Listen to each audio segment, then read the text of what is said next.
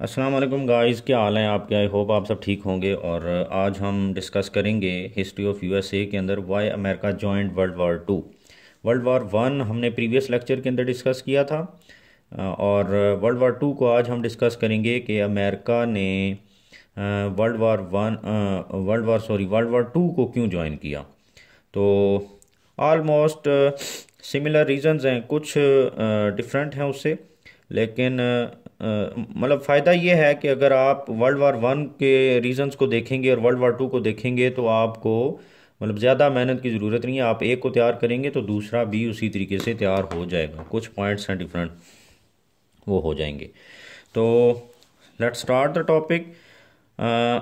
Topic को आगे वो रीजंस को देखने से पहले हमें ये देखना पड़ेगा कि वर्ल्ड वार 2 के अंदर जो अलाइज थे वो कौन कौन से थे। तो एक साइड पे था यूएसए, यूके और फ्रांस। और दूसरी साइड पे था जर्मनी, रशिया एंड जापान। और ये लोग जो थे ये, और इसके साथ साथ इटली भी था इधर। तो ये बेसिकली आपस में इनकी जंग हुई।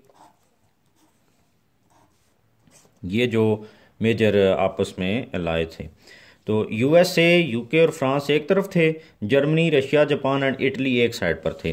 तो हम देखते हैं कि वो रीजंस क्या थी कि अमेरिका जो है वो वाइल अडॉप्टिंग मनरोज डॉक्ट्राइन, क्योंकि अभी तक वो मनरोज डॉक्ट्राइन पे था ना, तो इसलिए उसकी कोई वजह नहीं थी कि वो वर्ल्ड वार 2 के अंदर इंडल्ज होता।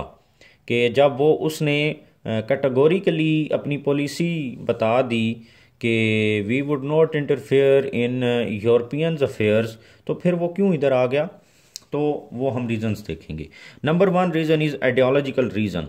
आइडियोलॉजिकल रीज़न क्या थी कि उनके जो पॉलिटिकल सिस्टम था, USA, UK, France versus Germany, इनके जो पॉलिटिकल सिस्टम थे इनके आपस में कंट्रडिक्शन थी। मतलब जर्मनी जो था वो दोबारा ऑटोक्रेसी की तरफ जा रहा था। वो वन मैन शो जहाँ पर हिटलर आ गया था और वो वही सब कुछ कंट्रोल कर रहा था, एक बंदा।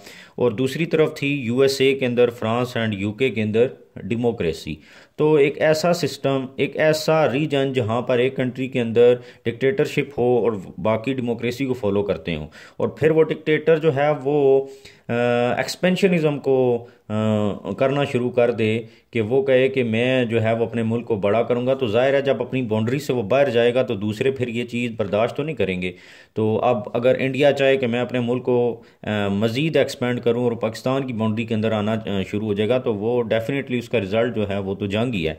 तो ये वजह बनी कि जर्मनी जो है वो, उसका जो पॉलिटिकल सिस्टम था वो डिक्टेटरशिप के ऊपर वो चल रहे थे, और इधर जो था वो डेमोक्रेसी थी। तो एक तरफ डेमोक्रेसी वर्सेस इस तरफ क्या था, नाजीज़म प्लस फाशिज़म। फाशिज़म जो था वो किधर था, इटली के अंदर। नाजीज़म जो था वो था आपका जर्मनी के अंदर। तो ये इनके जो पॉलिटिकल सिस्टम थे इनके दरमियान कॉन्ट्राडिक्शन थी। एक रीज़न जो थी वो आइडियोलॉजिकल रीज़न बनी। Number 2 emotional reason. ये मैंने प्रीवियस लेक्चर के अंदर भी ये रीज़न बताई थी कि मेजॉरिटी के अंदर जो अमेरिका के अंदर लोग रह रहे थे, उन्होंने वो माइग्रेट करके आए थे कहाँ से, यूके, फ्रांस और अदर जो यूरोपियन कंट्रीज़ थे वहाँ से। तो इसका मतलब क्या हुआ, वो सारे के सारे नेटिव अमेरिकन्स नहीं थे बल्कि वो इमिग्रेंट्स थे। वो माइग्रेट होके आए थे कहाँ से, यूरोप से अमेरिका में। तो इसका मतलब क्या हुआ कि उनके जो मदर कंट्रीज़ थे वो तो यूरोप के अंदर थे, और वो मेजॉरिटी के अंदर जो या ज़्यादा जो कलोनलाइजेशन की थी वो किसने की थी, फ्रांस, यूके ने अमेरिका के अंदर। तो उन्हीं कंट्रीज़ के लोग जो थे वो ज़्यादा उधर गए थे अमेरिका में।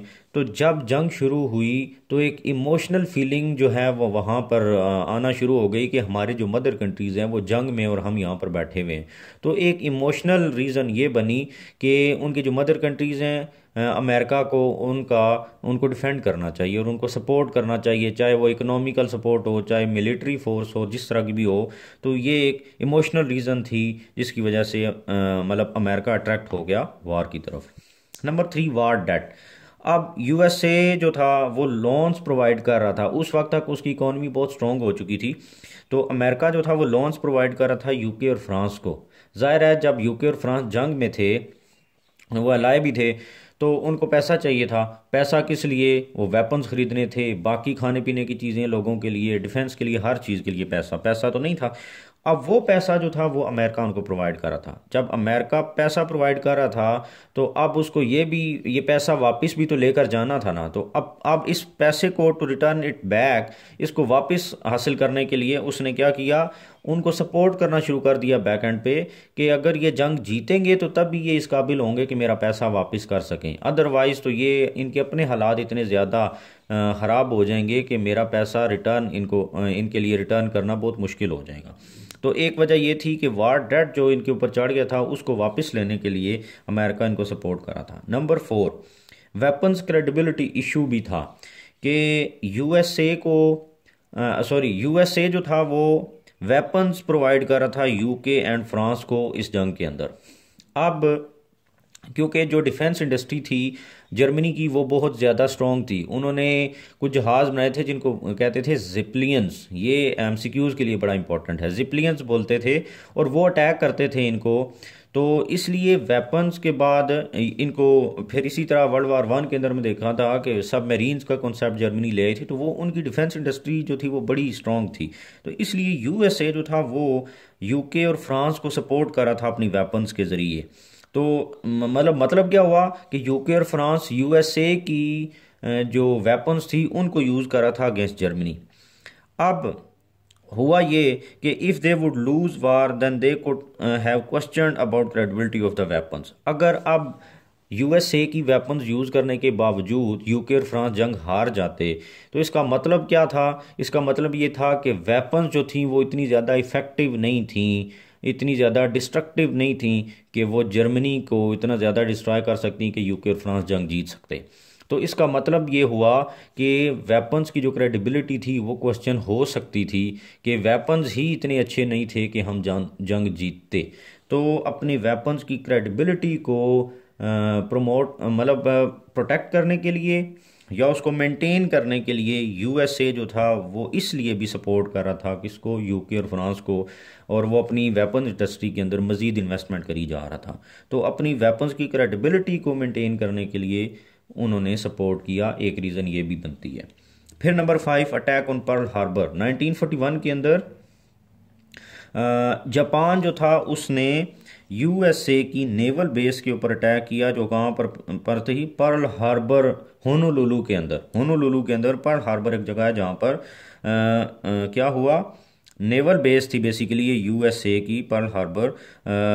वहाँ पर जापान ने अटैक किया। मैंने आपको बताया जापान, यूएसए और जर्मनी प्लस इटली ये अलाए थे, तो इन्होंने अटैक कर दिया जापान ने, कहाँ पर, यूएसए की उस पर। तो अब जब नेवल बेस के ऊपर अटैक कर दिया तो पहले ये देखे ना, फ्रंट फुट पे आकर नहीं लड़ा था अमेरिका, अब उसको बेसिकली एक तरह से इन्होंने मजबूर कर दिया, कंपेल किया कि वो अब it must join the war. तो यूएसए के लिए कोई पॉइंट ऑफ रिटर्न बाकी नहीं बचा, जिसकी वजह से वो प्रैक्टिकली या फिजिकली वार के अंदर इंडल्ज हो गया। तो ये कुछ रीजंस थी। इसी तरीके से जर्मन लुफ्ट वाफे, उनकी जर्मन की सबमरीन्स और फिर उनके जिप्लियन जो एयरक्राफ्ट थे, तो ये चीज़ें एडवांस हो गई थी। यूके और फ्रांस उतने ज़्यादा उनकी अगर वो एडवांस नहीं था उसके मुकाबले में, जर्मनी के मुकाबले में डिफेंस, तो अमेरिका ने इस वजह से भी उनकी मदद की। तो ये कुछ रीज़न्स हैं, इसके अलावा भी नंबर ऑफ़ अदर रीज़न्स हो सकती हैं। तो लेकिन जब सवाल आएगा ना तो ज़ाहिर है वो सिर्फ ये तो नहीं पूछेगा why America joined World War 2, एक सवाल नहीं आएगा, तो उसके 2-3 हिस्से देगा। तो अगर ये 5-6 रीज़न्स भी आप उसमें डाल देते हैं और उसके अंदर डिटेल डालते हैं तो आपका सवाल कंप्लीट हो जाएगा दूसरी चीज़ों के साथ। तो आई होप आपको समझ आ रही होगी। अगर आपको समझ आ रही है तो मेरे चैनल को भी सब्सक्राइब कर दें और शेयर भी कर दें, और बाकी प्लेलिस्ट के ऊपर जहाँ पर मैंने पब्लिक एडमिनिस्ट्रेशन, क्रिमिनोलॉजी और बाकी लेक्चर्स दिए हुए हैं आप उनको भी देखें। Thank you very much.